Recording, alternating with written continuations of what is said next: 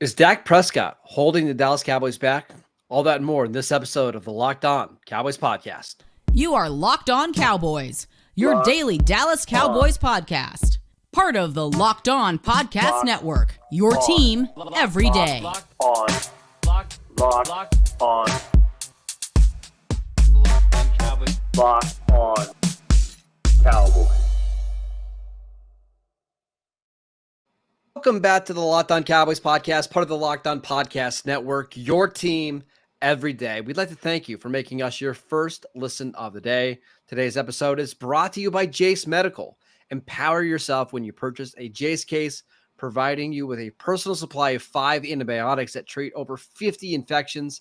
Get yours today at jasemedical.com. That is JASE medical.com. I am your host, Marcus Mosher. You can follow me on Twitter at Marcus_Mosher. Joining me today, as always, is Landon McCool. You can check him out on Twitter at McCoolBCB. Landon, we got a bunch of Twitter questions that we're going to continue to answer today. And this first one is from Nick. He wants to know, is Dak Prescott holding the Dallas Cowboys back at this point? Now, we're not going to treat this like those debate shows that you watch in the morning when you're working out at the gym. We're going to try to have a nuanced discussion here. So what do you think? Do you think Dak is holding them back? I think this is a very nuanced conversation. I think we should start with the idea that Dak is a very, very, very good quarterback, and I think that we need to start with the fact that Dak is a top 10 quarterback in the NFL. And that's not really what's in debate here, because I see a lot of the debate seems to be, Dak isn't a very good quarterback. Dak can't do this. Dak can't. I think if Dak is holding us back from winning the Super Bowl, it's more in his. I think honestly, it's more in his contributions to the playbook than a lot of his play on the field. And I think there has been times in the past where this team has been. How should I say this? Over-reliant on feedback from players, as opposed to having a coach to tell the players what to do. And I think, which is ironic, because the teams that have had the most success with the Cowboys are the teams that have dictated what the way things are going to go for the players, right? The Bill Parcells, the Jimmy Johnsons, the Tom Landrys. These guys, they didn't cater a ton to the individual players, and I think that's where we've had issues. Is that And I have been a proponent of Dak trying to be more involved in design of the offense and those aspects of it. But I think it's time to consider the idea that, there needs to be new voices in that offensive room. There needs to be fresh ideas in the offensive room. I think that Dak can operate as the quarterback in those new ideas and in those fresh schemes and that sort of thing. But I think that right now, the way that Dak may be kind of holding back the Cowboys offense is in his insistence in kind of staying in his comfort zone, which I think the comfort zone is the enemy right now, right? Like, I think that's where we are as Cowboy fans, is that we're not, arguing whether or not we can create a good team. The Cowboys have created several good teams over the last decade. The problem is that the Cowboys can't break through. And as long as they're only good enough to entice you to continue to keep trying to tinker with the current formula, you'll never get the chance to blow the whole thing up and rebuild it into what you need it to become in order to win a championship. And that's what I was going to point out. What specifically is Dak holding you back from? Because he's not holding you back from winning double-digit games in each of the last 2 seasons. He's not holding you back from even winning playoff games at all. I mean, last year he played unbelievable in the playoff game against Tampa Bay. He's not holding you back on offense to where you're, the league average scoring offense. In fact, I believe since 2019, the only team that consistently scored more points per game than Dak are the Kansas City Chiefs under Patrick Mahomes. What we're talking about is he holding you back from going from a really good team to a Super Bowl champion team? And I think you're right. I think they need, I don't know if it's a head coach or an offensive coordinator or whatever. They need somebody that's going to push Dak a little bit outside of his comfort zones to make him a better, more well-rounded quarterback. Yeah. And that's, I think, I mean, if you want to make an argument that Dak Prescott is in some way kind of holding the team back, I think it's that, right? Is that there's too much coddling going on with what he wants and what he needs in the offense, and less about, what's working in the NFL, right? Like, and I understand that Dak came up in a Linehan Coryell based system, so there's a lot of concepts there that he's comfortable with. And frankly, that was the case with Kellen Moore as well. I mean, he also came up in that system, and there was a lot of there's a lot of Coryell stuff in that system as well. The question now becomes is, we've done the tinkering thing so many years in a row now, just kind of slightly altering this and slightly altering this, and it's produced very similar results, sometimes a little bit better, sometimes a little bit worse. At what point are we going to be tired of being at this tier and willing to sacrifice? I mean, there is sacrifice. Like, that's the other thing I want to be clear here. We'll talk about what would have to happen if we wanted to move on from Dak. In order to kind of get to that next spot, there's going to be sacrifices and loss, and that all that stuff has to happen. So I guess the point becomes, at what point do the Cowboys feel the pain enough that they're willing to go through the desert to potentially find, the Super Bowl at the end? Or will they just continue to try to slightly alter the same game plan over and over again until, I don't know, Dak becomes too old for this to work anymore, or, let's do it really.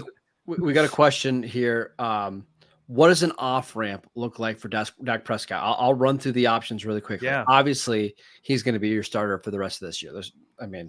Why wouldn't he be? And he should. Let's be clear. He should be. Like, he should be. There's totally a chance that they turn this around. They've totally proved us wrong. That is absolutely within the realm of possibilities. But from what we've seen so far, like, it would be foolhardy for us to not at least have a conversation about what it takes to get to the next level.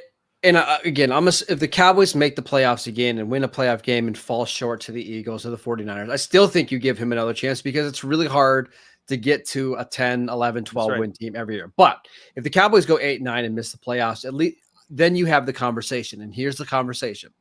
Dak has 1 year left on his deal after this season. His cap number for the 2024 season is $59.4 million. He has a void year in 2025 where he counts $36.4 million against the cap.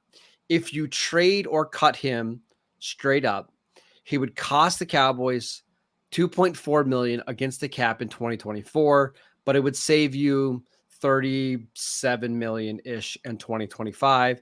If you did a June 1st cut, you could save $34 million on next year's cap, none in 2025. And if you wait till just this contract runs up after the 2024 season, there would be a $36 million cap hit on the books in 2025. And then you're pretty clean after that. I want people to listen to what Marcus just said and realize that the reason we're reciting this is not because we're looking to off-ramp Dak. I think this shows you exactly the kind of scenario that the Cowboys are in right now with this. Like, it's ugly, right? Like, the Cowboys, it's a 2-year window. And all of this was kind of hinging on the idea that the Cowboys would re-sign Dak for next year. I mean, ongoing contract talks are probably still going on. So, is it possible to off-ramp from Dak? Yes, it is. We'll talk about some of those possibilities, but I want everyone to be aware of exactly how much pain that this is going to require financially in order to kind of create the separation. And frankly, the Cowboys need to have a plan if that's the case, because if you're getting rid of Dak Prescott, let's not go into a reload situation. You're losing cap space and a player. They should lean into it and fully take the opportunity to kind of rebuild things here.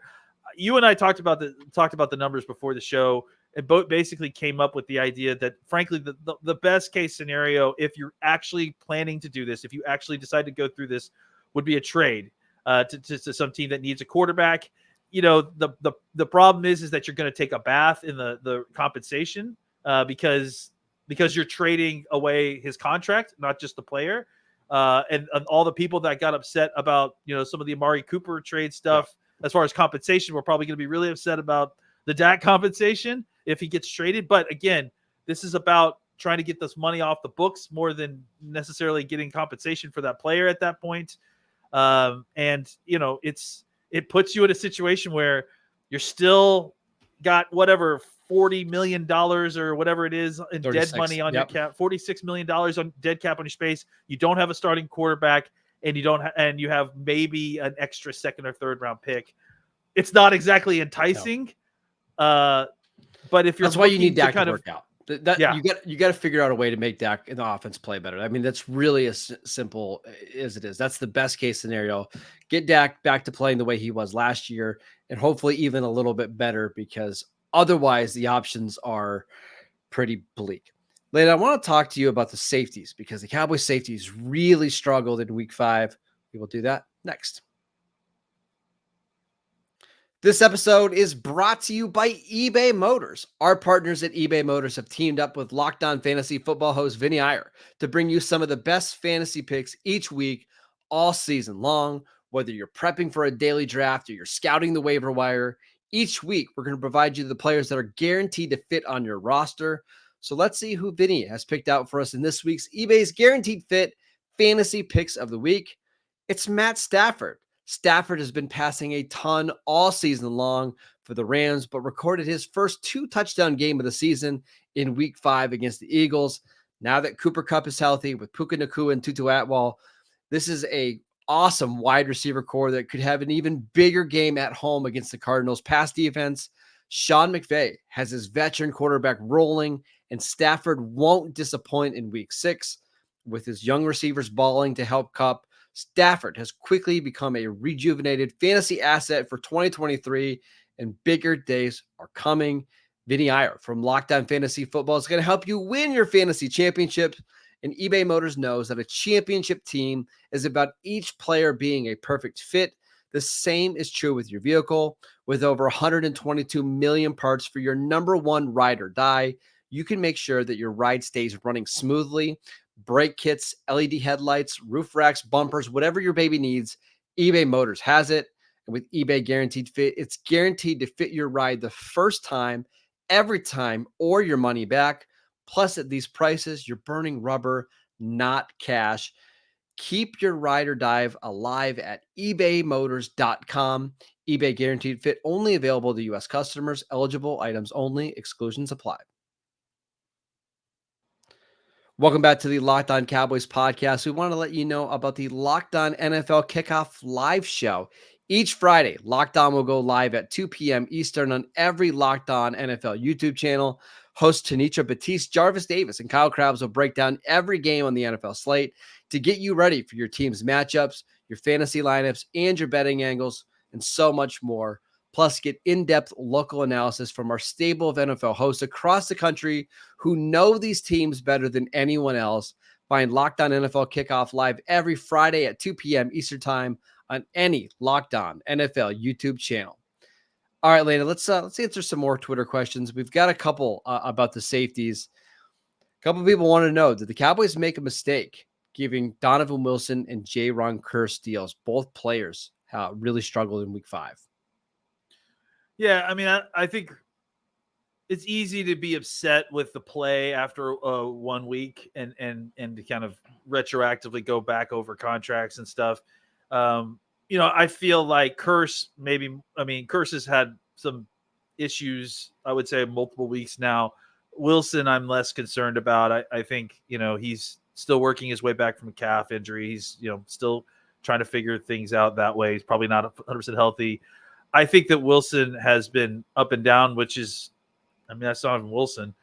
I just feel like Kearse, we just haven't seen it from this year. And I will add into that Kearse and Wilson are almost exclusively second-level players, and it's really, really hard to judge how good your second-level players are when you face a Shanahan offense. I mean, they manipulate that second level. That's his superpower, is manipulating the second level in order to create big plays. So I do agree that I think Kearse has been disappointing, and that we haven't gotten what we were expecting out of him. And I guess I understand now why that he didn't get another deal this offseason when maybe he was expecting one, because it just feels like the decline is real there.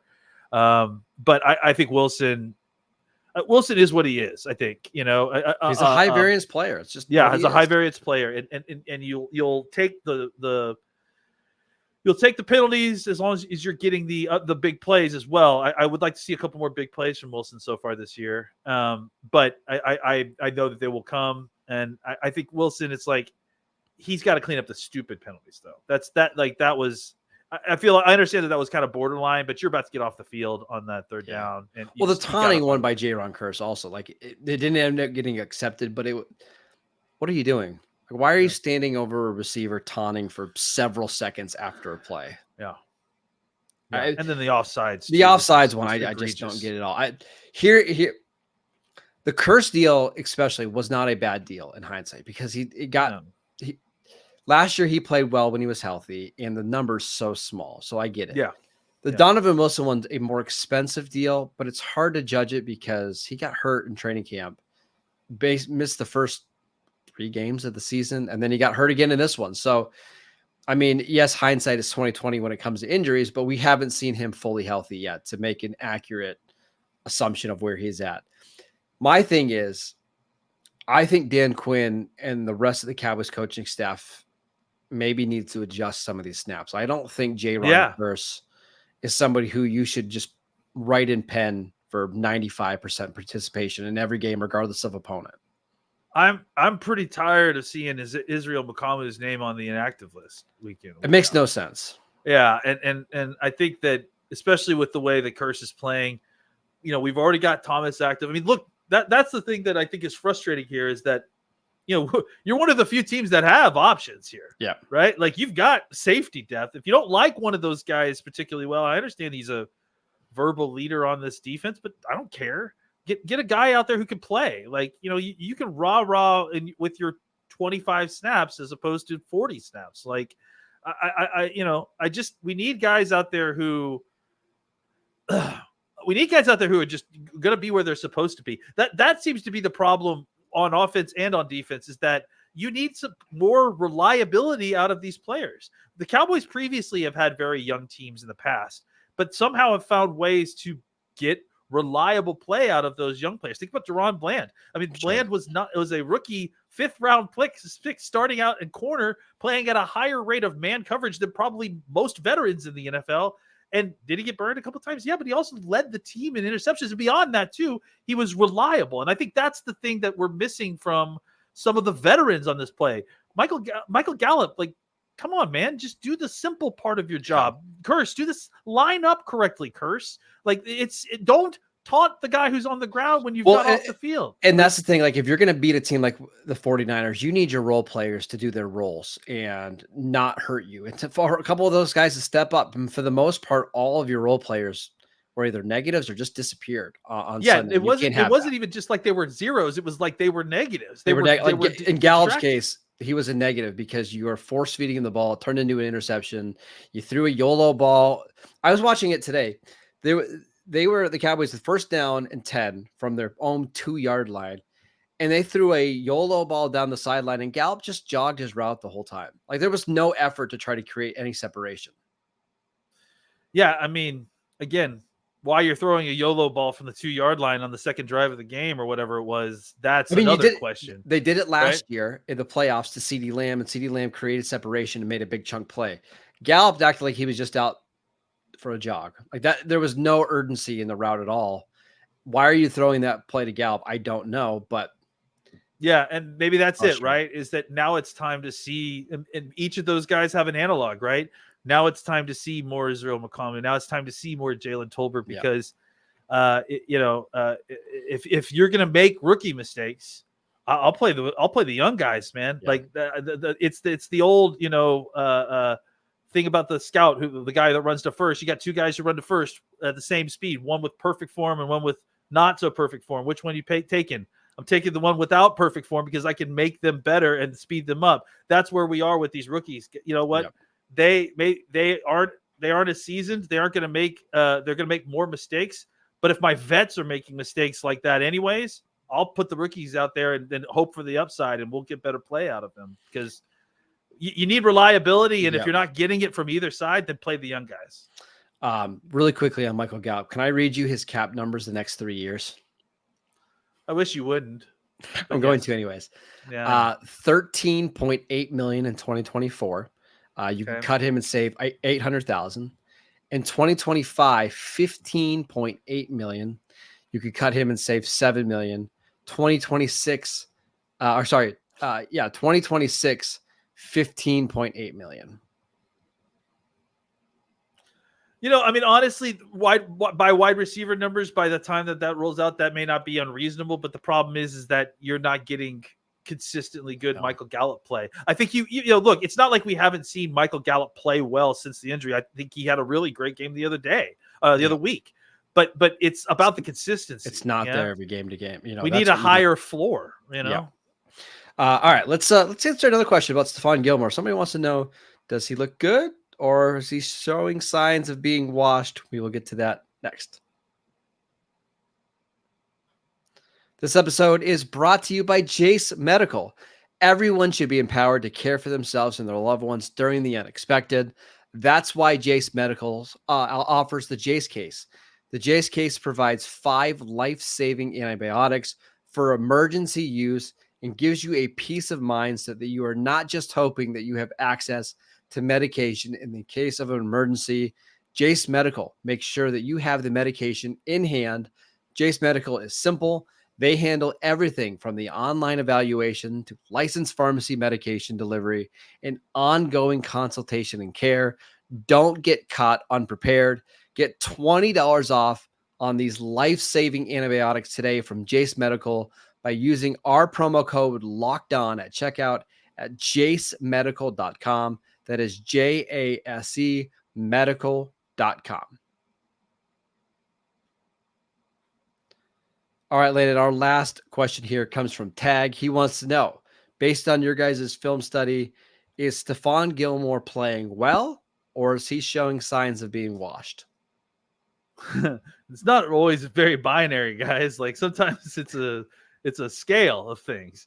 I think he's been fine. That's exactly what I think. Yeah. I mean, listen, again, I hate to be the only guy providing context in the Cowboys Twitter at times, but let's remember that, Diggs got injured, right? Yeah. And that changed all the angles on everything. Stefon Gilmore came in here with the idea of being CB2, facing the alternate, wide receivers on everybody's team. And that, got put in the sack pretty quickly because of the injury to Trayvon Diggs. 2 games. Yeah.